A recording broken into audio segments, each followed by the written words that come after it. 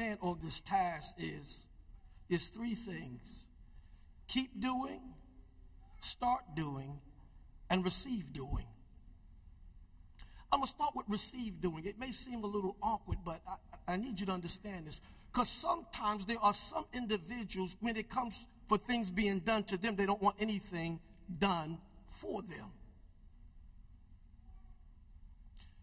You need help, but you don't want help.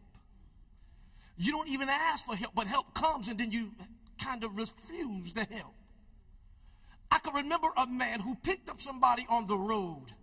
He picked them up on the road. You know, they was on Fort Knox. He picked them up, and he drove them to his destination. And the man reached in his pocket to give him some money for taking him to his destination. And the man said, "No, that's okay. I didn't pick you up to get anything from you. I just picked you up just because you needed a ride." And then after he closed the door to the car, he began to continue on down the road, and then he began to pray, "God, I need some money for gas."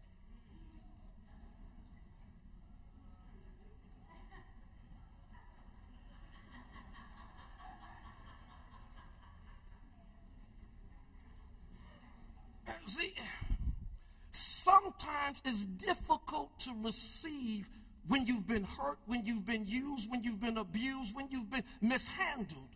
Because, see, in one's mind, you begin to think that, what are you doing this for? Are you helping me because you're really trying to help me, or are you helping me because you're trying to use me? Are you trying to make me, mold me, and control me so that I won't say what I need to say and do what I need to do? So I know I need help, but I just don't know if I can really receive help from you. So I've got, now, see, you got to understand how I got this. I got this because I had a difficult time receiving help. Oh, yeah, I had a difficult time receiving help. Oh, yeah. What you want? What you after? What do you want? See, check this. I had an individual come to our church, and God was moving mightily. The power of God was in there. God had me give him a word. Talked about his past. Talked about what God had called him to be and do. And he was all, he was all broke down. And then he went back to his seat. The man came back, and after he went to his seat, he came back up, and he said, "The Lord told me to give you whatever you ask for." So, me being the man of God that I was, teaching on tithing and teaching about giving and sowing and reaping, and my mind went blank. What does he mean, whatever? I've not had nobody. What is this? What is whatever I want? Blank. Pride has a way of doing that to you. See, now I'm just talking about me. I'm not talking about you. I'm talking about me. Difficult time receiving. Pride has a way of doing that to you. I got this. No, you don't. That's why God sent you to help. He sent you to help so that you could be what God has called you to be and accomplish what God has called you to accomplish in this season. But sometimes I'm not willing to receive the healing that I need. So I act like I'm okay, but really I'm not okay because I'm hurting. I'm hurting because, see, I got done when I was a child, and I've not been healed from when I was a child. So now when people begin to walk around my hurt, what are you? Lord, help me. God, I'm broken. God, I'm messed up, God. And people are trying to help me, God. They're trying to help me. But the ones who are trying to help me, God, I'm keeping them at a distance. Help me, God, to be able to receive the healing and the hope, Lord God, the help that I need. Then you get to a place and you finally realize, and you get the help that you need. Then you're able to be what God would have you to be in the community. See, that's what happens when you receive doing. Now starting doing, to start doing. What are you doing for others? Start doing. Why should I start doing anything? What's in it for? What's in it for me? Why should I start? If I really start doing, if I really start helping, if I really start giving, will I be wasting my time? Because my time is extremely valuable.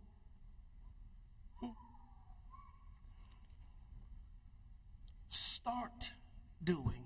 Well, do I have what it takes to finish if I even start? Do I have enough? Because I really don't want to start this thing and not be able to finish it. But I feel like God really wants me to start this thing.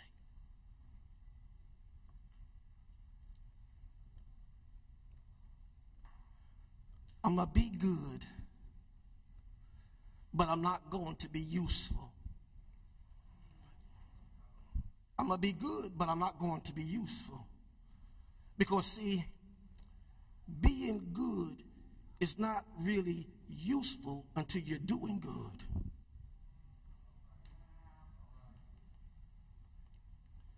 So I'm going to be good and I'm going to do good. I'm not just going to sit around and watch. I was looking at the kids, when the teenagers, they was up here and they were dancing and they were moving, and my heart began to go out because I remember when. See, sometimes what happens is when God calls you to start a thing, somebody needs what's in you. They don't want it, they need it.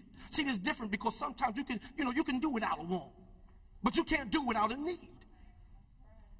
See, and so when those needs are not met the way they're supposed to, because we're not starting the things that we're supposed to start, then we find our youth in situations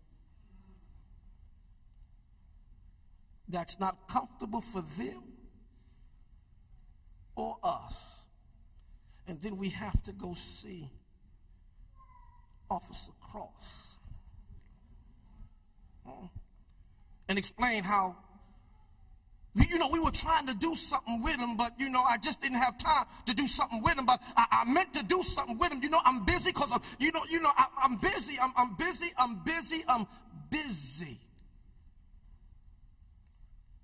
But I want my community to be better, but I'm not investing in my community. I'm believing for Hardin County to be greater than what it is.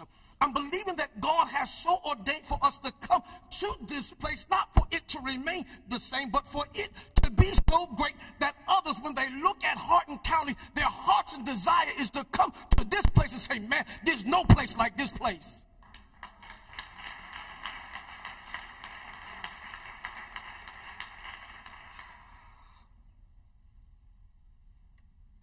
Everything's just thriving in this place. Why is everything just seeming to come together in this place? What is it about this place? And what it'll be about is because people are receiving, people are they're starting to do what they are supposed to do without even being asked to do it. It's just a burden in my heart. It's a burden. I got to do it. Then God begins to be glorified. Then it begins to be growth. See, I'm going to tell you a secret. I'm going to tell you a secret. Can I tell you a secret? See, when you grow up and you don't have the right guidance, you walk by that young man or young woman that look like they're about to get in trouble. You can walk right by them. Ignore them if you want. But there'll come a day that you might have wished you had to spend some time with that young man and young woman. Oh, you don't understand what I'm saying. Oh, no. Is it all right if I explain? Okay, you have a young man that doesn't have a job. A young woman that doesn't have a job, doesn't understand their purpose, don't know who they are. So all they're hanging around is individuals who's feeding into them, man, yeah, yo, this is what it is. This is what it is. Yo, we just hanging, you know, this is what it is. You know what? We ain't got nothing to do. So, you know what? Hey, you know, ain't nothing over here. So, did you see that place over there? You see that? You see that? Oh, man, you see that Lexus up in there? Yo, no, yo, man, we ain't got nothing to do, man. No, let's see what's up. Yeah. And all of a sudden, you know, because it wasn't in your world. It wasn't a part of your world, even though it was around the corner.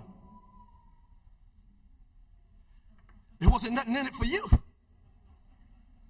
Huh? But you didn't realize, even though it wasn't, you didn't think there was anything in it for you. That young man was looking at what you had, and he couldn't get to it the way you got to it. When he said, you know what? I think I look good driving that guy's car. Okay. Oh, now, it happens. That's why you have robberies, you have shootings, and you know, all those different things, they happen. But you can stop some of that. Yeah. Stop ignoring the folk that's right by you. They're right by you. Right by you. And it's like they're not even alive. It's like they're dead to you. They're dead till they cause you trouble.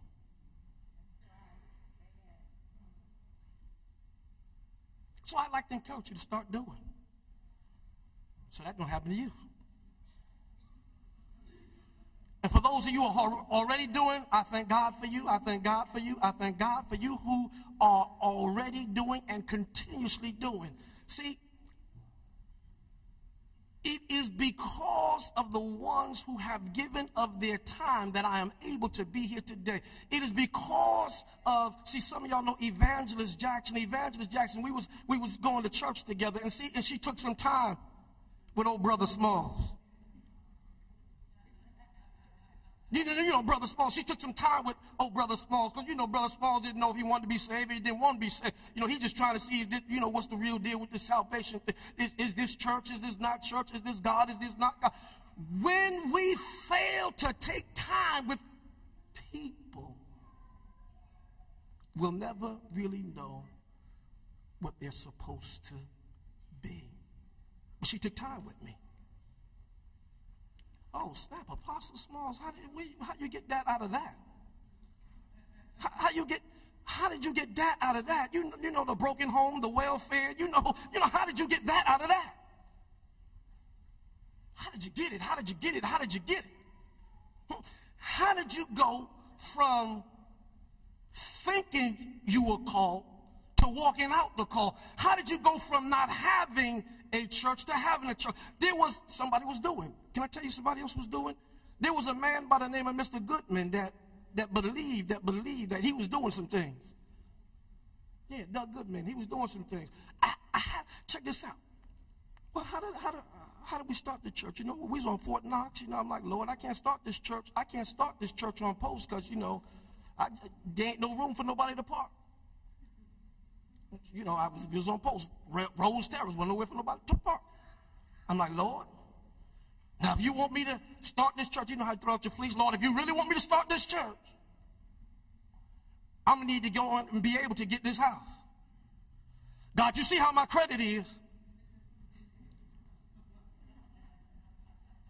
So God, I'm going to need you to do something.